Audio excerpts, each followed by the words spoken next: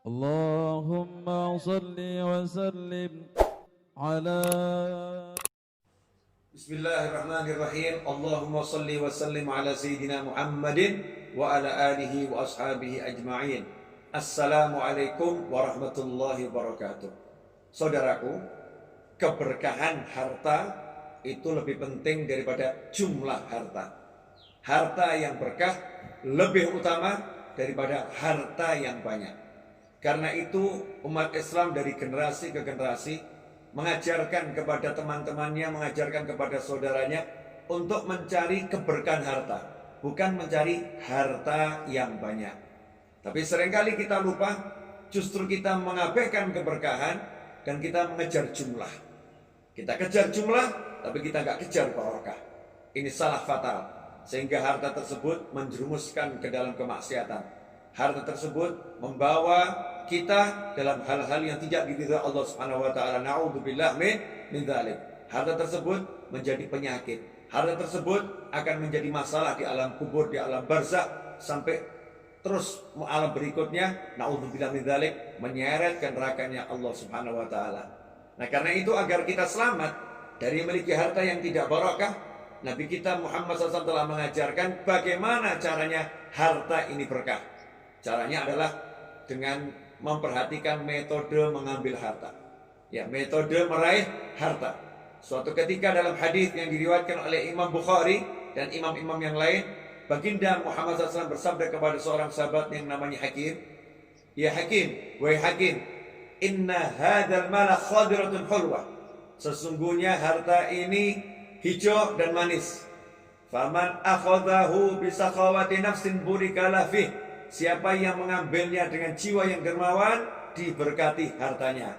Wa man akhadahu bi israfi nafsin lam yubarak lahu fih. Dan barang siapa yang mengambilnya dengan jiwa yang rakus, tidak akan diberkati. Dalam hadis ini ada beberapa hal yang perlu diperhatikan. Yang pertama, cara mengambil. Ya, cara mengambil. Siapa mengambilnya dengan jiwa yang dermawan? Para ulama menjelaskan ini ada dua hal. Ya, ada dua hal. Satu, mengambil harta yang diberikan oleh seseorang yang jiwanya dermawan. Seseorang yang ketika memberikan harta tersebut, hatinya senang, hatinya lapang. Kalau kita mengambil harta dari seseorang yang ketika memberikannya lapang, maka harta itu diberkati. Makanya ulama menganjurkan permudah jual beli. Ya, jangan terlalu berbelit-belit, jangan terlalu repot ya. Kasih kelonggaran kepada konsumen. Kalau konsumen nawar, ya walaupun tawarannya itu masih jauh dari yang kita inginkan, tapi kita sudah dapat keuntungan sehingga konsumen itu mau, ya pembeli mau mengeluarkan hartanya dengan senang, walaupun mungkin jumlahnya sedikit.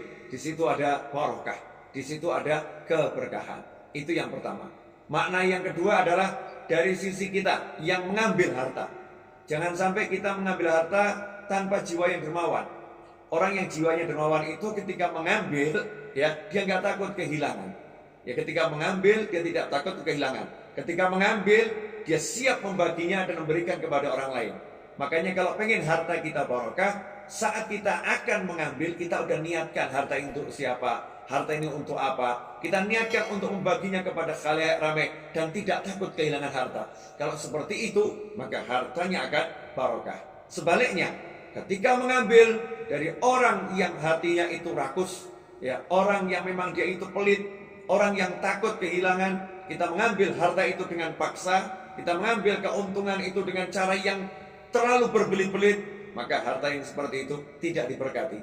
Yang kedua, kalau kita mengambil harta dari seseorang yang memang kita ini mengambilnya dengan jiwa rakus, kitanya yang rakus, pengen mengeruk keuntungan sebanyak mungkin, ya, dan takut mengeluarkannya, berat mengeluarkannya untuk orang lain, berat membagikannya kepada orang lain. Kalau mengambil harta dengan cara seperti ini, maka tidak akan diberkati. Karena itu, jadikan harta kita barokah. Caranya bagaimana? Caranya jadikan jiwa yang akan kita ambil hartanya itu lapang, dan jadikan jiwa kita yang ketika mengambil lapang untuk membaginya, derma kepada sesama. Insya Allah keberkahan meliputi kita semua. Wassalamualaikum warahmatullahi wabarakatuh.